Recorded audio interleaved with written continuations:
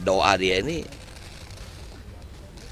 kok semua jalannya terbuka gitu loh. Walaupun wallahu alam kita belum tahu apakah saya jadi atau tidak, tapi ini kok begini gitu loh. Sampai saya kadang-kadang suka berkontemplasi nanya ini apa sih sebetulnya. Nah itu juga barangkali saya menjawab kemarin saya jujur saya bilang saya begini bukan saya acting di depan kamera, saya ragu sebetulnya, saya nggak mau maju. Tapi setelah Ibu Mega bilang kepada saya, no, hanya tinggal nunggu waktu Jakarta akan ditinggal. Bingung saya, loh maksudnya apa Bu? Udah tidak DKI lagi, dia jadi DKJ. I-nya pergi, ibu kotanya pindah. Setelah itu Jakarta mau jadi apa? Kaget saya, jujur saya bilang saya kaget. Ini ada istri saya, kemarin istri saya, anak saya, cucu saya semua udah libur ke Bali. Dan saya memang harusnya ke Bali. Cuman hari Minggu saya ditelepon Pak Sekjen, saya diperintahkan untuk tidak meninggalkan Jakarta. Waktu saya ketemu ibu, sebetulnya saya sudah siap pada statement saya tidak bersedia dan saya siap menerima sanksi partai. Kalaupun saya dipecat dari partai. Tapi yang membuat saya tersentak di saat ibu bilang, suatu saat Jakarta akan ditinggal. Jakarta mau jadi apa? Dan beliau, ya kebetulan saya ini kan di BKN, saya di Badan Kebudayaan Nasional kan. Jadi dia bilang, no, kamu Betawi. Setelah ini masyarakat Betawi mau bagaimana?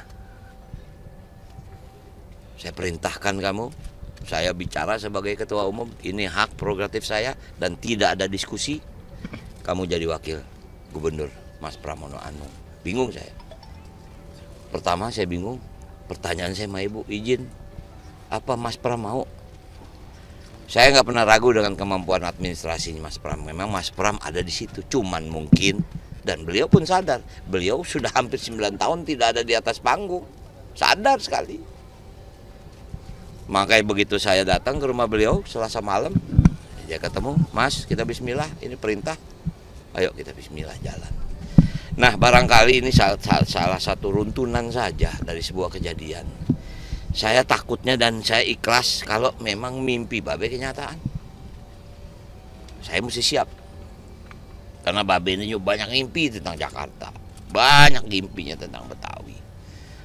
Bahkan kalau dibilang Sidul itu, banyak keinginan dia yang ya maaf misalnya kayak anak gue jadi tukang insinyur, nggak ada itu dalam skenario. Atau dulu gue sekali-kali gue melihat lu jadi gubernur, itu nggak ada dalam naskah. Celoteh dia yang bikin, ini mau kemana sih arahnya? Nah jadi artinya hari ini saya ziarah ke sini karena kebetulan memang keinginan saya datang ke makam leluhur saya yang memang ada di Bifak. Nanti setelah ini saya akan ke makam engkong saya, ke nenek saya, dan terakhir pasti saya akan ziarah ke makam sesepuh DKI atau Betawi Muhammad Husni Tamrin. Beliau pahlawan. Tentu ini adalah satu konsekuensi. Saya ajak anak saya. Walaupun mungkin secara dia bukan asli Jakarta, bukan asli Betawi, dia anak Bengkulu, dia anak Rengas Dengklok. Saya bilang waktunya kamu melanjutkan cita-cita saya. Karena apa yang sekarang ini saya jadi, ini cita-cita almarhum bapak, maknya, almarhum ibu saya, Basuki semua. Ini kepala saya jadi beradu, pikir, ini apa sih maunya nih? Saya udah 63 tahun, umur saya ini udah cukup tidak tua. Tapi ya mungkin kalau mau istirahat. Makanya kemarin saya bilang, saya berpikir udah deh, saya di Komisi 10 aja. Doa dia ini kok semua jalannya terbuka gitu loh. Walaupun wallahu alam kita belum tahu apakah saya jadi atau tidak, tapi ini kok begini gitu loh. Sampai saya kadang-kadang suka berkontemplasi nanya ini apa sih sebetulnya. Nah itu juga barangkali saya menjawab kemarin saya jujur saya bilang saya begini bukan saya acting di depan kamera, saya ragu sebetulnya, saya nggak mau maju. Tapi setelah Ibu Mega bilang kepada saya, no, hanya tinggal nunggu waktu Jakarta akan ditinggal. Bingung saya, loh maksudnya apa Bu? Udah tidak DKI lagi, dia jadi DKJ. I-nya pergi, ibu kotanya pindah. Setelah itu Jakarta mau jadi apa? Kaget saya, jujur saya bilang saya kaget.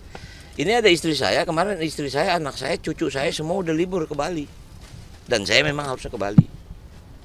Cuman hari Minggu saya ditelepon Pak Sekjen, saya diperintahkan untuk tidak meninggalkan Jakarta. Waktu saya ketemu ibu, sebetulnya saya sudah siap pada statement saya tidak bersedia dan saya siap menerima sanksi partai, kalaupun saya dipecat dari partai.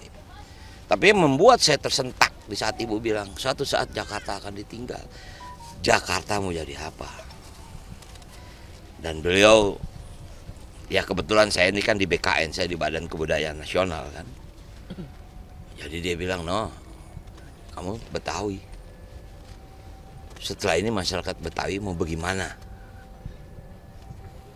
Saya perintahkan kamu, saya bicara sebagai ketua umum, ini hak prerogatif saya dan tidak ada diskusi. Kamu jadi wakil gubernur, Mas Pramono Anung. Bingung saya.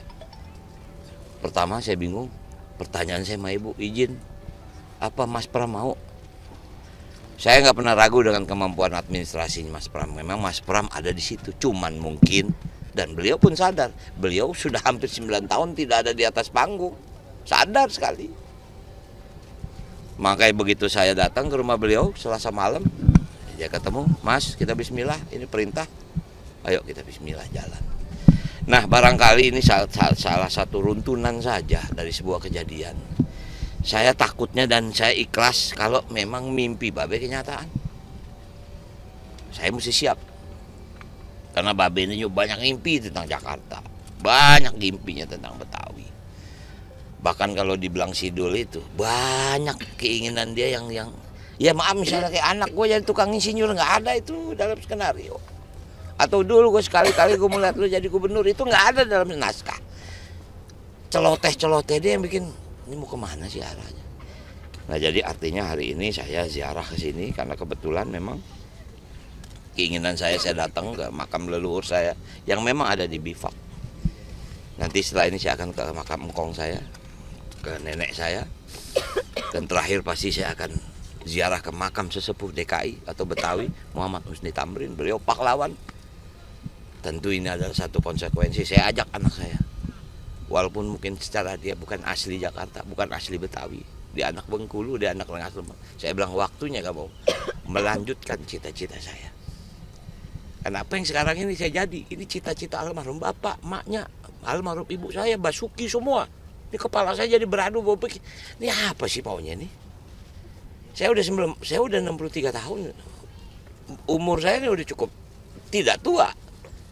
Tapi ya mungkin kalau mau istirahat. Makanya kemarin saya bilang, saya berpikir udah deh, saya di Komisi 10 aja.